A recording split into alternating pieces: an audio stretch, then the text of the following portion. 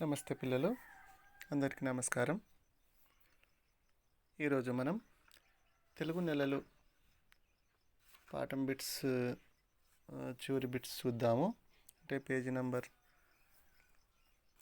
118, 119లో ఏమున్నాయో ఒకసారి చూద్దాము. సరేనా? జాగ్రత్తగా చూడండి.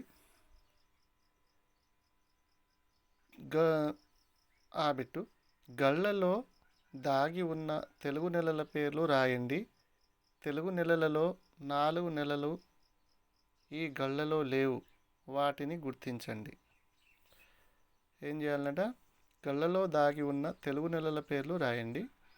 తెలుగు నెలలలో 4 నెలలు ఈ గళ్ళలో లేవు, వాటిని గుర్తించండి. ఇక్కడ ఇచ్చారు, మనకు ఒక డబ్బా ఇచ్చారు. ఆ డబ్బాలో కొన్ని తెలుగు నెలల పేర్లు ఉన్నాయట. వాటిని పక్కన రాసి మరి ఇందులో లేనటువంటి మా నెలలేవో గుర్తించాలి అని చెప్పేసి అంటున్నారు కదా. రైట్, చూద్దామా మరి. ఫస్ట్ చూడండి, నిలువున చూస్తే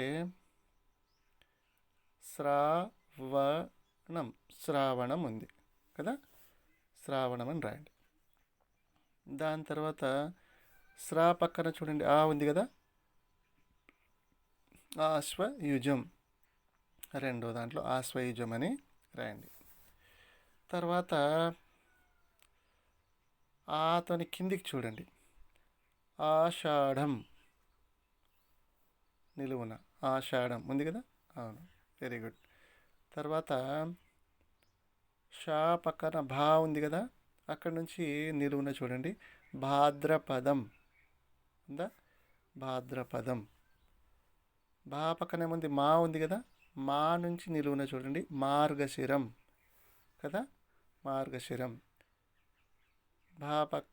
మా పక్కన ఫా ఉంది కదా, అక్కడ నుంచి నిలువున చూడండి, ఫాల్గుణం ఉందా. ఫాల్గుణం. రైట్. దాని తర్వాత ఇటు కిందికి రండి, శ్రావణం కింద చూడండి, పుష్యం. పూ పక్కన ఏముంది, జే ఉంది, యావత్తు జే. స్టమ్ నిలువున చూడండి, జ్యేష్టం ఉందా. రైట్. మరి ఇవి ఇందులో దాగున్నటువంటి తెలుగు నెలలు.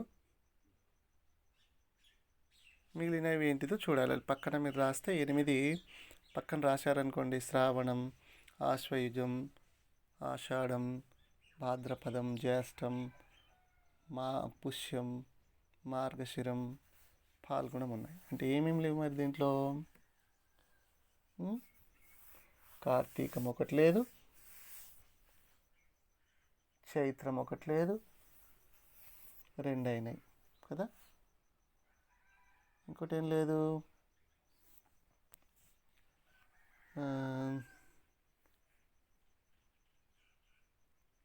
ఏం లేదు, ఇంకా చైత్రం లేదు, కార్తీకం లేదు, మాఘం లేదు, ఇంకోటి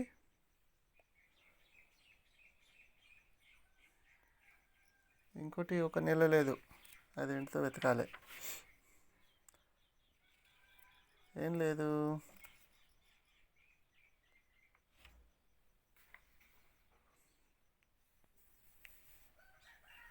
వైశాఖం ఉందా? వైశాఖం లేదు.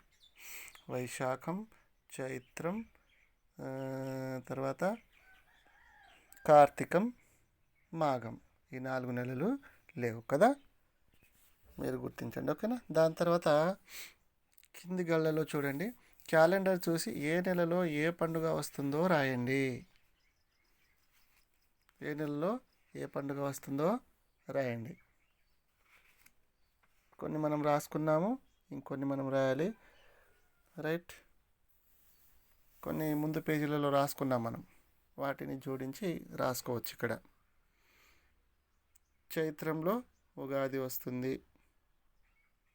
ఆషాఢంలో తొలి ఏకాదశి, ఫాల్గుణం హోళీ, భాద్రపదం వినాయక చవితి, ఆశ్వయుజం దసరా, వైశాఖం అక్షయ తృతీయ, శ్రావణం రాఖీ పౌర్ణమి, మార్గశిరం క్రిస్మస్ పండుగ, ఆశ్వయుజంలో దీపావళి వస్తుంది, పుష్యంలో సంక్రాంతి వస్తుంది.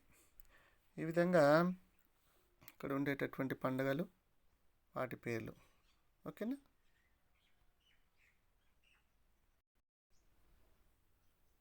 ఇంకా చూడండి, ఇలా ఆ నెలల పేర్లు రాసిన తర్వాత కింద ఏ నెలలో ఏ పండుగలు వస్తాయనేది క్యాలెండర్ చూసి ఏ నెలలో ఏ పండుగ వస్తుందో రాయండి అన్నారు కదా.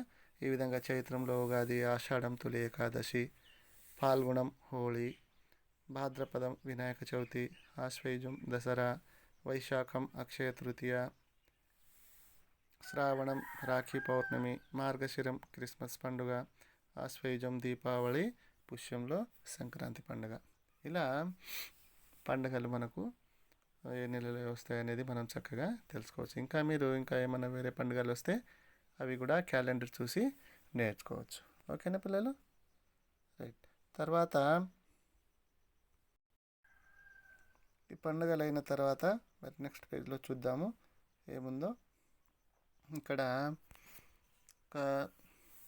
ఈ బిట్టు చూడండి ఏమంటున్నారో.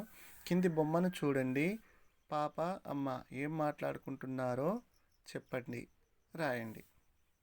పాప అంటుంది, అమ్మా ఊయలను బాగా ఊపు అంటుంది.